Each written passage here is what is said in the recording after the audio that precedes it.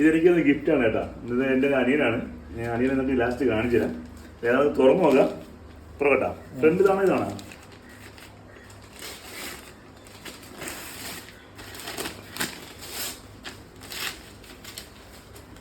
ഞാൻ അവനെ കണ്ടിട്ടില്ല, ഞാൻ കാണാണ്ട് പോണേ ഉള്ളൂ.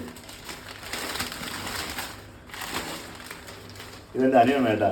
ഇപ്പം അനിയൻ്റെ ഇപ്പം വാർഷിക ഇപ്പം കഴിഞ്ഞേ ഉള്ളൂ, 29 ഡിസംബർ 29. സന്തോഷം കേട്ടോ. ഈ ഫോട്ടോ എവിടെ നിന്ന് കിട്ടിയത് നിനക്ക്? വരച്ചതാ അത്? രജിസ്റ്റർ ചെയ്തതാ? ഇതുപോലെ ഇത് വെച്ചാൽ അവൻ്റെ ആ ലാസ്റ്റ് സമയത്തില്ലേ ആ ഫോട്ടോ ഇല്ലേ, അപ്പോഴും ഇങ്ങനെയാണ് സംഭവം. പക്ഷെ എനിക്ക് ഇതേ ഫോട്ടോ ഉണ്ടായിരുന്നു. ഈ ഫോട്ടോ നോക്കിയില്ലായിരുന്നു. ഈ ഫോട്ടോ വെച്ചാൽ നമുക്ക് എന്താ പറയാ, വേറെ ഫോട്ടോ തന്നെ ഉണ്ടായിരുന്നത്. ഈ ഫോട്ടോ ഇല്ലായിരുന്നു. ഇത് കേട്ടില്ല, ഇത് സീനായല്ലടാ. ഏതായാലും സന്തോഷം കേട്ടോ. ഇപ്പം ഇതാണ് എൻ്റെ അനിയൻ കേട്ടോ, പ്രവീൺ എന്നാണ് എൻ്റെ പനിയുടെ പേര്. ഇപ്പം പ്രവീൺ നമ്മളെല്ലാവരും കൂട്ടുകാരായിരുന്നു. അല്ല അവരെല്ലാം ഭയങ്കര ചങ്സ് ആയിരുന്നു. അപ്പം നമ്മളിപ്പം അവൻ ഇതെനിക്ക് വച്ചിട്ടപ്പം ഏറ്റവും വലിയ ഗിഫ്റ്റാണ് തോന്നുന്നത്. കാരണം എൻ്റെ ഫോട്ടോക്കായിട്ട് എനിക്കിത് ഏറ്റവും വലിയ ഗിഫ്റ്റാണ് എനിക്ക് തോന്നുന്നത്. അതുകൊണ്ട് താങ്ക് യു സോ മച്ച്. ഞാൻ അവൻ്റെ അക്കൗണ്ട് മെൻഷൻ ചെയ്യാം.